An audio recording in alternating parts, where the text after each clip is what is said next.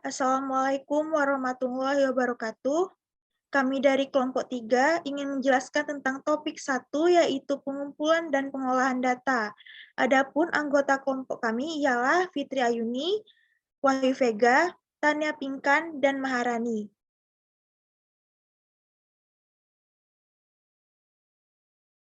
Data. Kata data merupakan bentuk jamak dari kata datum yang artinya kurnia atau pemberian atau penyajian. Data adalah kumpulan keterangan atau informasi yang diperoleh dari suatu pengamatan.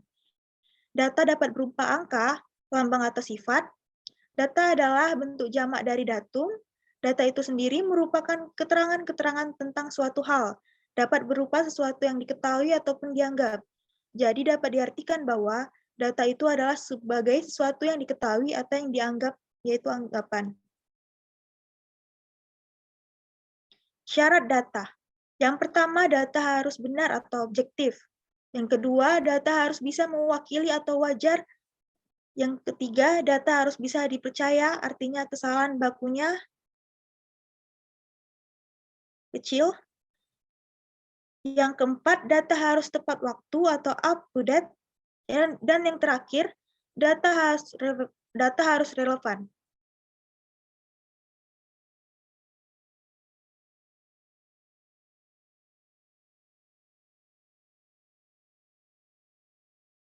Jenis data berdasarkan cara memperolehnya. Data primer merupakan data yang dikumpulkan oleh peneliti dengan tujuan semata-mata untuk menjawab pertanyaan penelitiannya. Selanjutnya ada data sekunder. Adalah data yang telah dikumpulkan oleh pihak lain untuk tujuan tertentu. Kelebihan dan kelemahan data primer dan sekunder. Kelebihan data sekunder yaitu relatif murah, sampel cenderung besar, bisa cepat diakses, memudahkan untuk dibandingkan dengan riset lainnya yang menggunakan data yang sama, seringkali akurat, misalnya data pesaing. Kelebihan data primer, data up to date, spesifik untuk tujuan tertentu.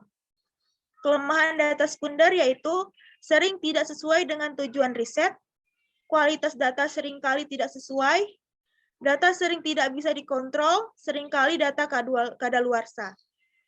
Kelemahan data primer yaitu umumnya mahal, perlu waktu lama untuk memperolehnya.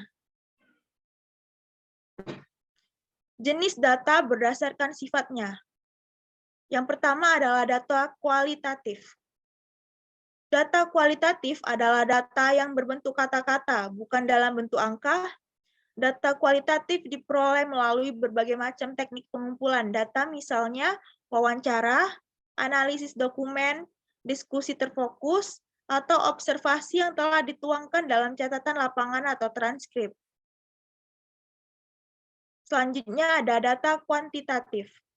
Data kuantitatif adalah data yang berbentuk angka atau bilangan sesuai dengan bentuknya. Data kuantitatif dapat diolah atau dianalisis menggunakan teknik perhitungan matematika atau statistika. Jenis data berdasarkan waktu. Yang pertama ada data silang atau cross-section. Ialah data yang dikumpulkan pada suatu waktu tertentu yang bisa menggambarkan keadaan atau kegiatan pada waktu tersebut.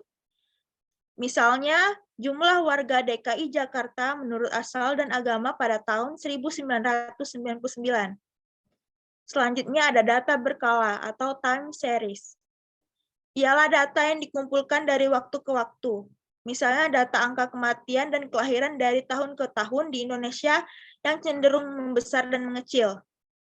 Selanjutnya ada jenis data berdasarkan sumbernya. Yang pertama ada data internal. Ialah data yang menggambarkan dari keadaan di dalam suatu organisasi. Misalnya dari suatu universitas ialah data dosen, jumlah mahasiswa, data kelulusan, dan sebagainya. Selanjutnya ada data eksternal. Ialah data yang dibutuhkan dari luar untuk kebutuhan suatu organisasi tersebut. Selanjutnya akan dijelaskan oleh rekan saya. Selanjutnya ada jenis data berdasarkan skala. Jenis data berdasarkan skala itu ada data nominal, data ordinal, data interval, data rasio, dan tabel jenis data skala pengukuran.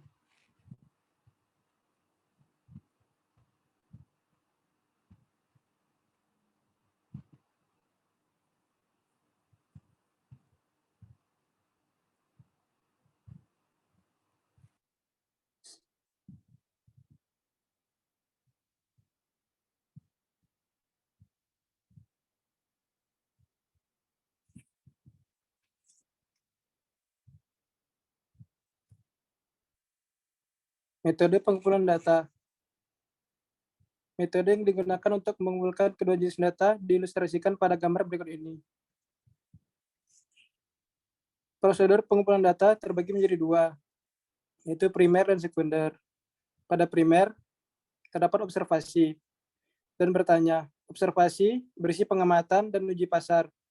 Bertanya berisikan survei, interview mendalam, teknik proyektif, dan fokus grup. Pada sekunder, terdapat dua, yaitu internal dan eksternal. Internal terdapat arsip perusahaan, laporan penjualan, dan riset lain. Sedangkan pada eksternal, terdapat pemerintah, asosiasi dagang, perusahaan riset, perusahaan konsultan, literatur database, dan sumber lainnya.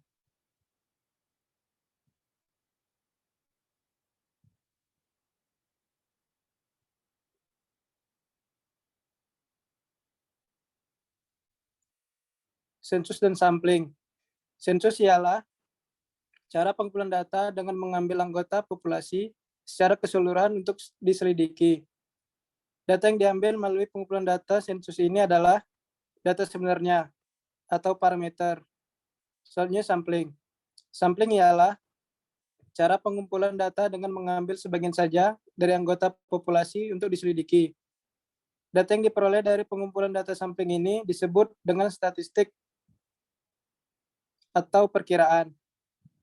Proses pengolahan data sampel relatif lebih cepat daripada sensus, sehingga dapat mengurangi jangka waktu antara saat timbulnya kebutuhan dengan saat tersedianya informasi.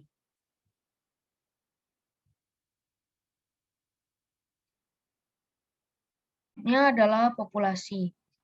Jadi terdapat dua jenis populasi, yakni populasi target dan populasi survei. Populasi target adalah populasi yang sudah ditentukan dengan permasalahan penelitian yang relevan dan hasil penelitian dari populasi akan disimpulkan. Sementara populasi survei adalah populasi yang ada dalam penelitian yang sedang dilaksanakan. Berikut adalah gambar ilustrasi populasi bintang dan juga sampel bintang. Lalu populasi ini ada dua rumus. Yang pertama adalah rumus Taro-Yamane, yaitu di mana rumus Taro-Yamane ini kita gunakan ketika jumlah populasi diketahui. Rumusnya adalah jumlah sampel sama dengan jumlah populasi dibagi jumlah populasi dikali presesi yang ditetapkan, lalu tambah 1. Selanjutnya adalah rumus Wibisono, yang dimana kita gunakan ketika jumlah populasi tidak diketahui. Rumusnya adalah N sama dengan Z alfa per 2 dikali sigma per E dipangkatkan 2. N itu adalah jumlah tabel, Z alfa adalah nilai tabel, sedangkan Z-nya adalah 0,05, lalu sigma adalah standar deviasi populasi, dan juga E adalah tingkat kesalahan. Selanjutnya adalah sampling probabilitas dan non-probabilitas. Sampling probabilitas adalah dalam sampling probabilitas setiap elemen populasi diketahui kemungkinannya terpilih sebagai sampel.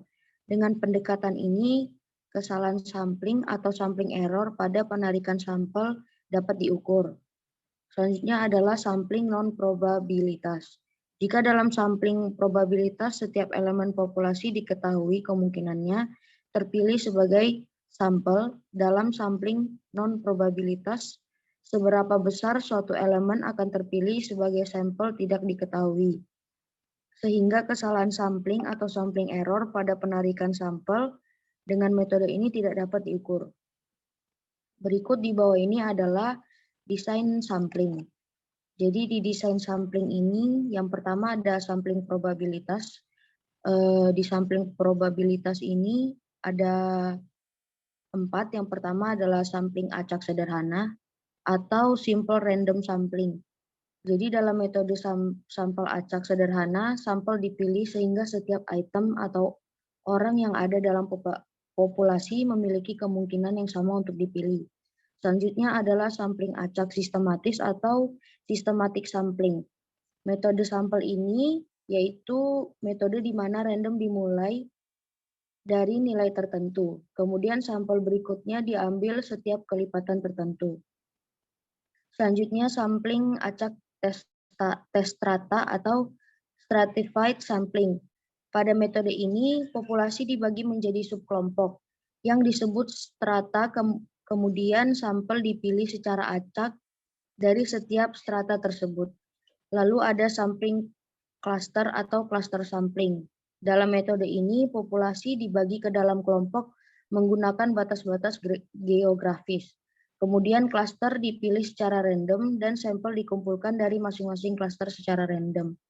Yang kedua ada sampling non-probabilitas atau non-probability sampling. Di sampling non-probabilitas ini terdapat sampling kuota atau kuota sampling, di mana metode penarikan sampel dengan menetapkan kuota merupakan prosedur pengambilan sampel yang umum digunakan di riset bisnis. Tujuannya yaitu sebagai penggunaan sampling kuota untuk memastikan bahwa berbagai subkelompok populasi terwakili dalam sampel. Lalu selanjutnya ada sampling convenient atau convenient sampling. Sampling convenient sering juga disebut dengan accidental sampling, merupakan metode penarikan sampel dengan mendapatkan unit atau orang yang paling mudah diakses atau convenient. Lalu selanjutnya ada sampling judgment atau judgment sampling. Sampling judgment juga dikenal sebagai purpose sampling yang merupakan metode penentuan sampel di mana unit atau orang yang dipilih sebagai sampel ditentukan berdasar atas judgment bahwa unit atau orang tersebut sesuai dengan tujuan dilakukannya riset. Selanjutnya ada sampling bola salju atau snowball sampling. Sampling bola salju dikenal juga sebagai chain referral sampling, merupakan variasi prosedur di mana responden awal diperoleh dengan metode probabilitas. Kemudian responden berikutnya dipilih dari informasi yang diperoleh dari responden awal tersebut.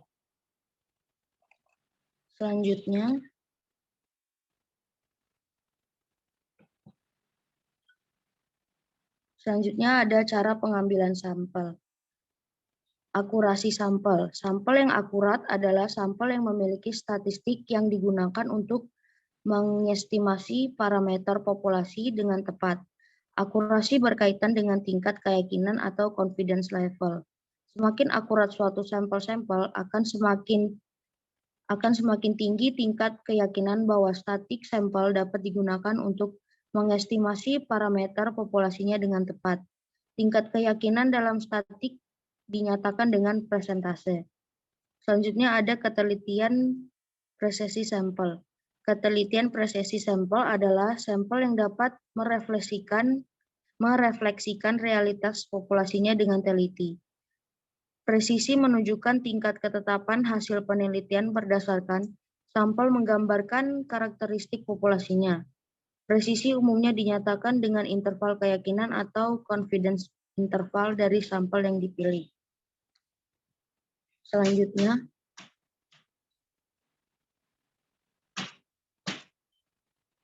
prosedur penarikan sampel. Yang pertama ada mengidentifikasi populasi target, lalu selanjutnya memilih kerangka penarikan sampel. Yang ketiga menentukan metode penarikan sampel. Yang keempat merencanakan prosedur penentuan anggota sampel. Yang kelima menentukan ukuran sampel. Dan yang terakhir adalah menentukan anggota sampel. Selanjutnya akan dijelaskan oleh rekan saya.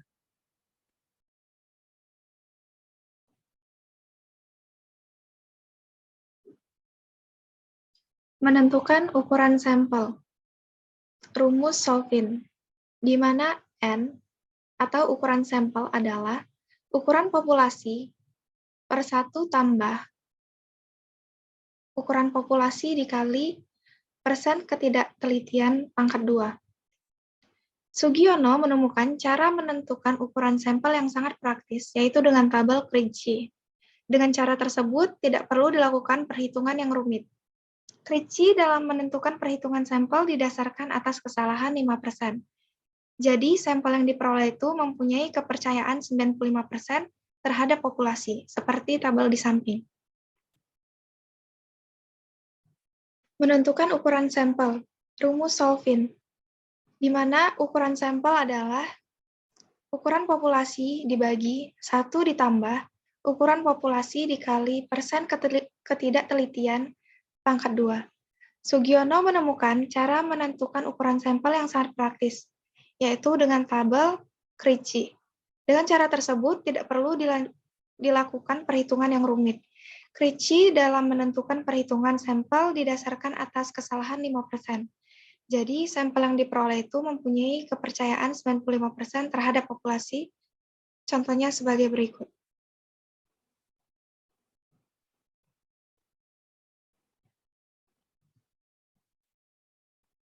Alat pengumpulan data.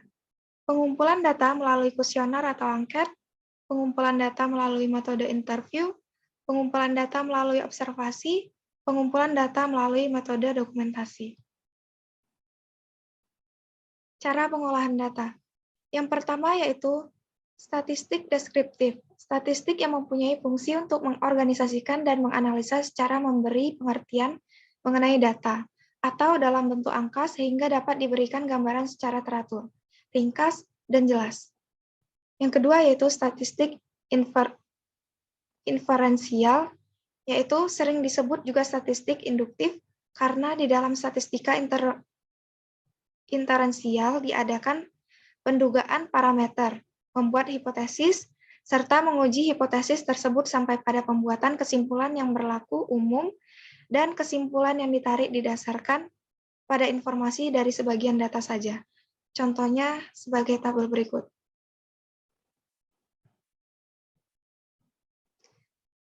Yang terakhir yaitu contoh soal. Menggunakan rumus Solvin. Berapakah jumlah sampel yang jika diketahui jumlah populasi yakni 30 dengan toleransi kesalahan sebesar 5%, maka jika digunakan ke dalam rumus, Solvin menjadi berikut. Ukuran sampel adalah ukuran populasi dibagi 1 ditambah ukuran populasi dikali persen ketidaktelitian pangkat 2, yaitu ukuran sampel adalah 30 dibagi 1 tambah buka kurung 30 dikali 0,05 pangkat 2, yaitu ukuran sampel 30 dibagi 1 ditambah 30 kali 0,0025. Ukuran sampel adalah 30 dibagi 1 ditambah 0,075. Maka ukuran sampel adalah 27,9 dibulatkan menjadi 28 responden. Tabel di samping menunjukkan jika menggunakan tabel Krejci, yaitu ukuran populasinya 300 dan sampelnya itu 169.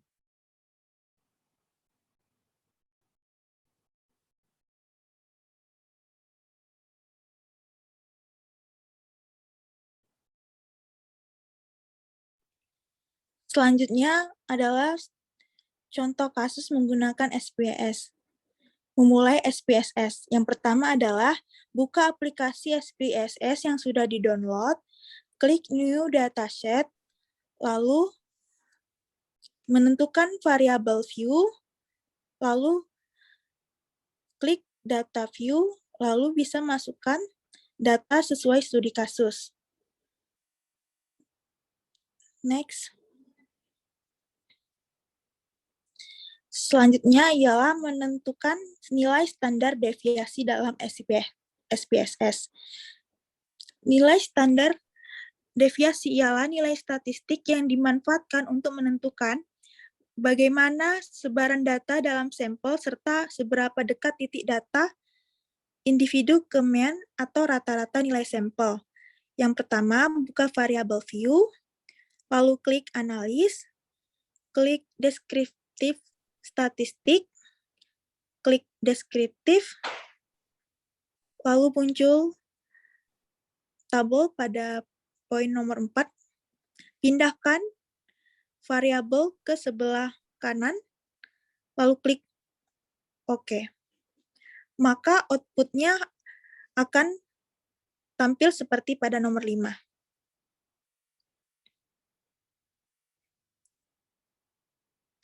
Menentukan varians dalam SPSS. Varians adalah salah satu dispersi statistika suatu data kuantitatif. Nilai varians data sama dengan kuadrat dari standar deviasi, sehingga varian disimbolkan dengan sigma kuadrat. Yang pertama adalah klik analis, lalu deskriptif statistik, deskriptif, lalu pindahkan sama seperti cara yang tadi, pindahkan variabel dari sebelah kiri ke sebelah kanan, lalu klik option, lalu klik variance, lalu klik continue, maka hasil output-nya akan terlihat seperti pada gambar pada poin nomor 4. N merupakan jumlah data, ada nilai minimum, maksimum, mean, standar deviasi, dan variance. Selanjutnya adalah one sample statistik.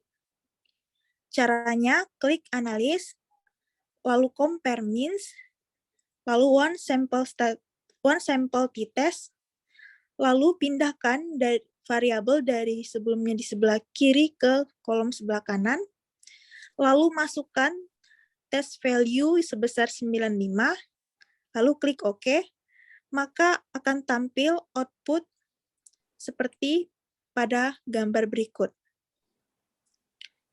Selanjutnya, memodifikasi data dasar. Kita dapat menambahkan variabel dan memasukkan kasus. Caranya adalah klik edit. Klik insert variable, atau kita bisa menambahkan kasus, klik insert case. Selanjutnya kita dapat menggabungkan dua variabel menjadi satu variabel dengan menggunakan compute variabel. Next.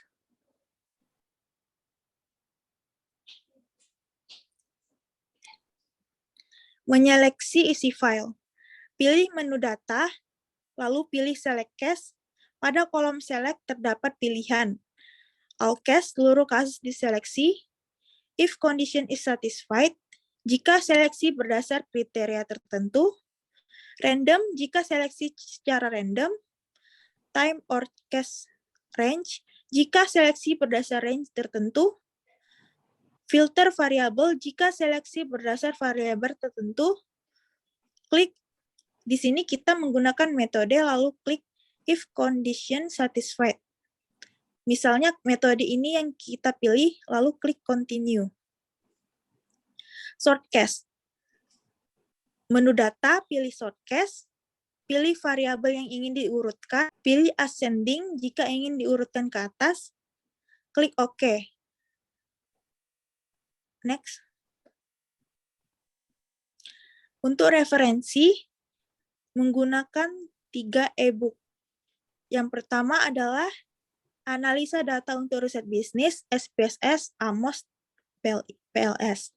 Selanjutnya, statistika di seri dasar dengan SPSS, lalu ada dasar metodologi penelitian.